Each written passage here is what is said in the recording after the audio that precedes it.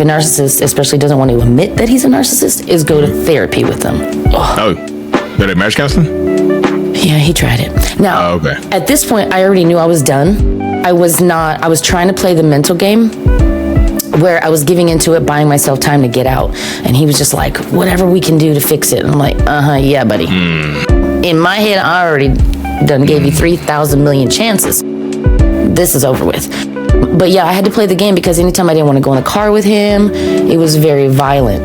But I didn't like to go in a car with him because that was a fear of mine growing up, is dying in a car accident. It's a big fear of mine. So he uses the, speeding, getting behind people's cars, chasing, like every time he's upset with me to get me to do what he wants or comply.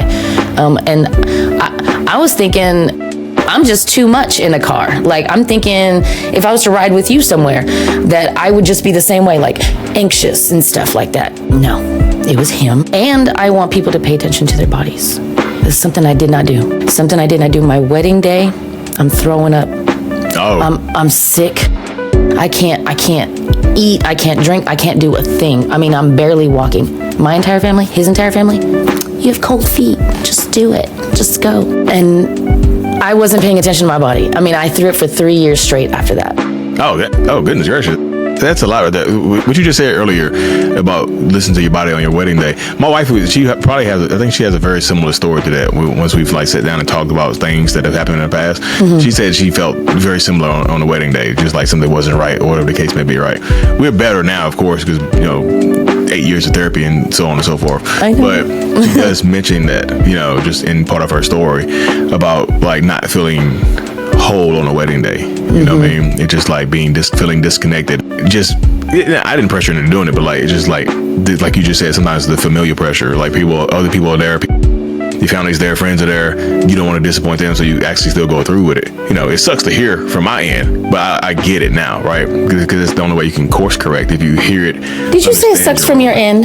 Yeah, it sucks to hear on my end. Yeah, absolutely. Empathy. Oh, I love it. Yeah, because it's empathy, but it's a part of like, just a part of trying to be better, and the only way you can get better is to acknowledge the things you've done in the past.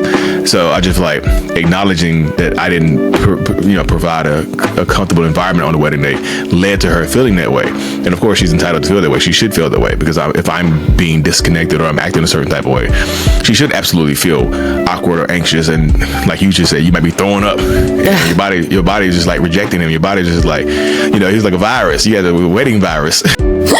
And that's 10 years. That's like 10 years in when we got married. Yeah. I mean, yeah, it was a while. I mean, he wore the mask for a very long time. And I know the end goal, he brags about having children with one woman. He's like making sure. But I feel like when I look back in the beginning of our relationship, like he brags about it to his friends. I only have one baby mother. What about, does his mom only have one baby daddy? 4 kids, 4 dads. Say that's what you see. You see how that comes from. You see how deep seated it is right there. Yeah. He don't want to be like his daddy, or he don't want to be like his mama.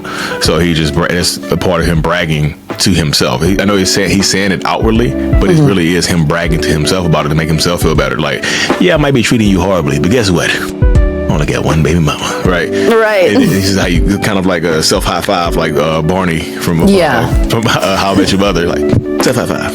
It's his way of congratulating himself. And he does that a lot. He does that a lot because I was a divorce paralegal while we were together, and I loved my career.